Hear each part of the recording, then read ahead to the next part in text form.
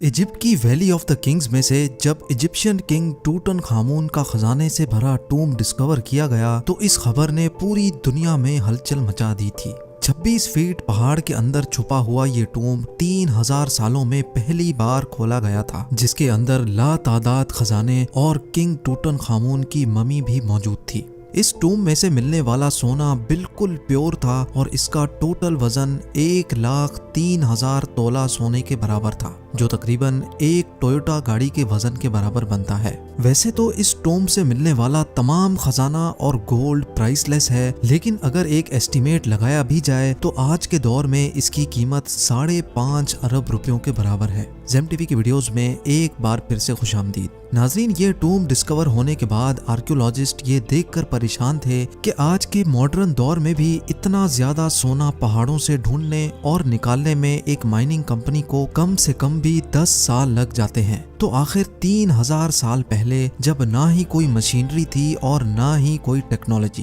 तब ancient Egyptians ने ये सोना निकाला तो आखिर कैसे और कहां से? फ्रेंच गोल्ड एक्सपर्ट थॉमस फॉशर अपनी टीम के साथ इस मुश्किल तरीन चैलेंज का राज जानने के लिए मैदान में उतर आए। सबसे पहले थॉमस ने मिलने वाले सोने को कई सालों तक अच्छी तरह स्टडी किया और उसकी कॉम्पोजिशन मुख्तलिफ जगहों से निकलने वाले गोल्ड से कंपेयर की। कई सालों के बाद आखिरकार थॉमस और उसकी टीम को ये तो मालूम पड़ चुका था कि टूटनखामुन की टूम से मिलने वाला सोना भी किंग्स वैली के आसपास के पहाड़ों से ही निकाला गया था। अब चैलेंज था वो पहाड़ ढूंढने का जहां से एंशिएंट माइनर्स इतना ज्यादा सोना निकालते थे। लेकिन ये टास्क कोई हल्का फुल्का टास्क नहीं था। किंग्स वैली के गिर्द हजारों पहाड़ मौजूद हैं और ये जानना कि सोना कौन से पहाड़ से निकाला जाता था, ये वाकई एक इंतहाई मुश्किल तरीन काम था। फ्रेंच गोल्ड एक्सपर्ट थॉमस फॉशर अपने एक आर्कियोलॉजिस्ट दोस्त के साथ मिलकर किंग्स वैली से 80 किलोमीटर दूर एक सहरा में पहुंच गया, क्योंकि इस डेजर्ट में कई ऐसे पत्थर मौजूद हैं जिनके अंदर सोने के जर्रात छुपे हैं। इसी वजह से उनका मानना था कि अगर टूटनखामुन की टूम से मिलने वाला सोना भी इसी डेजर्ट से निकाला गया था तो यहाँ माइनिंग ऑपरेशन के कोई न कोई निशानात जरूर मिलेंगे। ये सहरा 1,36,000 स्क्वायर किलोमीटर तक फैला हुआ है, जहाँ गर्मी और पानी की शॉर्टेज की वजह से जिंदगी ना होने के बराबर है। थॉमस का मानना था कि इतना ज्यादा सोना अगर इसी सहरा के किसी पहाड़ से निकाला गया होगा तो जाहिर है उसमें काफी ज्यादा मैन पावर भी लगी होगी। थॉमस और उसका साथी इसी खोज में सहरा के अंदर जाते रहे। इस बंजर सहरा में कई घंटों तक सफर करने के बाद काफी अंदर जाकर उनको पहाड़ के नीचे एक अजीब मंजर देखने को मिला। करीब जाकर मालूम पड़ा कि ये एक कदीम जमाने का कुआं था जो पूरी तरह से खुश्क पड़ा हुआ था। ये बात तो जाहिर थी कि ये कुआं किसी दौर में यहाँ से गुजरने वाले काफिलों को पानी फराहम करता था, लेकिन हैरत अंगेज तौर पे यहाँ कुछ और भी था जो इस कुएं से भी ज्यादा इम्पोर्टेंट था।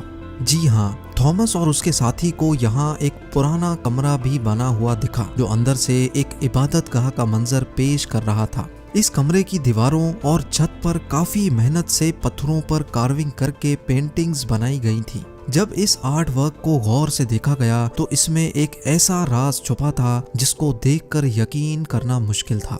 थॉमस के साथ आया दोस्त जो कि एक आर्कियोलॉजिस्ट था, उसने बताया कि इस पेंटिंग में वही राज छुपा है जिसकी तलाश में हम लोग निकले हैं। पेंटिंग में जाहिर था कि सहरा में बना यह कुआं और रेस्ट रूम इस सहरा का सबसे पहला स्टॉप है, जहां पर एंशिएंट गोल्ड माइनर्स आराम करने के लिए रुकते थे। एंशिएंट इंजीनियर्स ने गोल्ड माइन तक जाने के लिए कुओं और रेस्ट एरियाज का एक नेटवर्क बनाया हुआ था। एक अंदाजे के मुताबिक हर एक रेस्ट एरिया 70 से 80 किलोमीटर के फासले पर बना हुआ है और एक रेस्ट एरिया से दूसरे तक पहुंचने के लिए माइनर्स की टीम को कई दिन लग जाते होंगे। जहां इस रेस्ट एरिया से मिलने वाली इंफॉर्मेशन से थॉमस और उसका साथी बहुत खुश भी हुए, वहीं दूसरी तरफ उनको ये भी मालूम पड़ गया था कि ऐसे कई स्टॉप्स तक उनको आगे मजीद ट्रैवल करना है, क्योंकि जिस मंजिल तक पहुंचने के लिए थॉमस कई सालों से इंतजार कर रहा था और वो मंजिल अब बहुत ज्यादा करीब दिख रही थी। इसी वजह से उन्होंने सहरा की गहराई में जाने का फैसला किया। बंजर सहरा में एक के बाद दूसरा रेस्ट एरिया आता गया, लेकिन गोल्ड माइन जैसी कोई चीज नजर नहीं आई। आखिरकार पूरे 2 दिनों के बाद थॉमस को एक पहाड़ के किनारे पड़े ढेर सारे पत्थर दिखाई दिए। देखने में तो ये एक नॉर्मल सीन था, लेकिन थॉमस का मानना था कि ये जगह एंशिएंट गोल्ड माइनर्स का कैंप लगती है, और हुआ भी कुछ ऐसा ही। जी हाँ, इस जगह पर पत्थरों से बने कुछ ऐसे टूल्स मिले जिनकी मदद से पत्थरों को तोड़कर उनके अंदर से सोना निकाला जाता था। ये पत्थर जो दिखने में एक नॉर्मल पत्थर लगता है, इसको इस टूल की मदद से तोड़कर क्रश किया जाता था और फिर उस क्रश में से सोने के जर्रात अलग किए जाते थे। जब इस जगह मजीद सर्चिंग की गई तो यहाँ गोल्ड माइनिंग के कई टूल्स जमीन पर पड़े दिखाई दिए।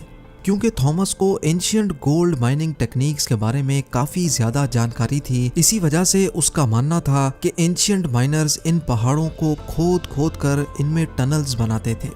इन टनल्स में खास किस्म के पत्थर ढूंढकर उनको इस माइनिंग कैंप में लाया जाता था, जहां वो इस वक्त मौजूद हैं।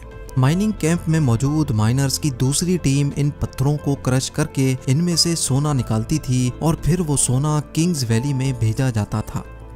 थॉमस को एक एंशिएंट गोल्ड माइनिंग कैंप तो मिल चुका था, लेकिन अफसोस इस बात का था कि जिन टनल्स की वो बात कर रहा था, ऐसा एक भी टनल उसको दिखाई नहीं दिया। शायद हजारों साल पहले खोदे गए टनल्स कमजोर थे और अर्थक्वेक्स की वजह से कोलैप्स हो चुके थे।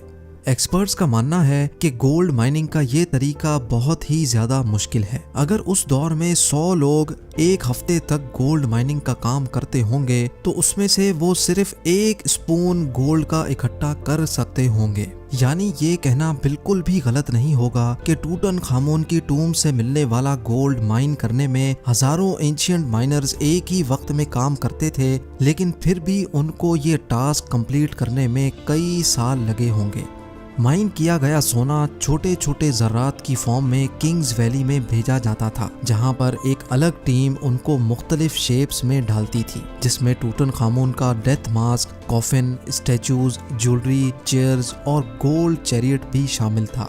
1922 में जब हॉवर्ड कार्टर ने ये टूम डिस्कवर किया था, तब उसमें 5000 मुख्तलिफ किस्म की चीजें मौजूद थीं। इन तमाम चीजों का कैटलॉग बनाने में ही ब्रिटिश आर्कियोलॉजिस्ट को पूरे 10 साल लग गए थे। उम्मीद है ज़ेम टीवी की ये वीडियो भी आप लोग भरपूर लाइक और शेयर करेंगे। आप लोगों के प्यार भरे कमेंट्स का बेहद शुक्रिया। मिलते हैं अगली शानदार वीडियो में।